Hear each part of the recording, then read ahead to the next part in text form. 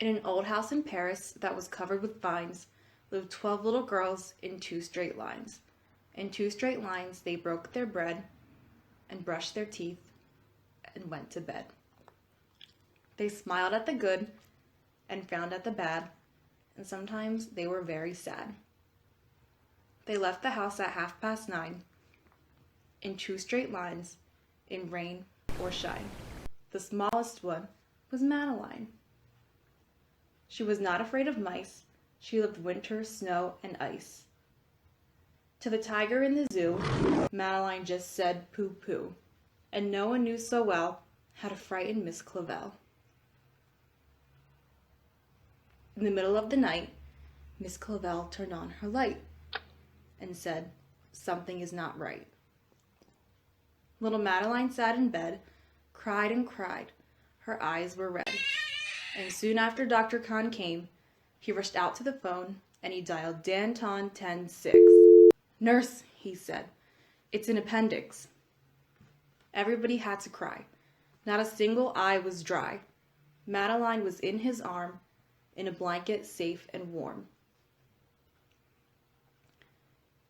In a car with a red light, they drove out into the night. Madeline woke up 2 hours later in a room with flowers. Madeline soon ate and drank. On her bed there was a crank, and a crank on the ceiling had the habit of sometimes looking like a rabbit. Outside were birds, trees, and sky, and so 10 days passed quickly by. One nice morning, Miss Clavel said, "Isn't this a fine day to visit Madeline?"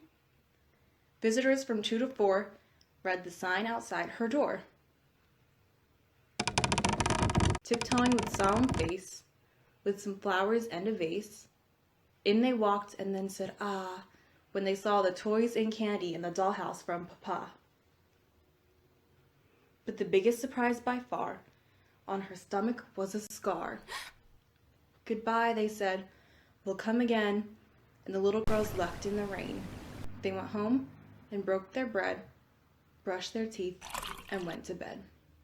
In the middle of the night, Miss Clavel turned on the light and said, "Something is not right." And afraid of a disaster, Miss Clavel ran fast and faster, and she said, "Please, children, do tell me what is troubling you."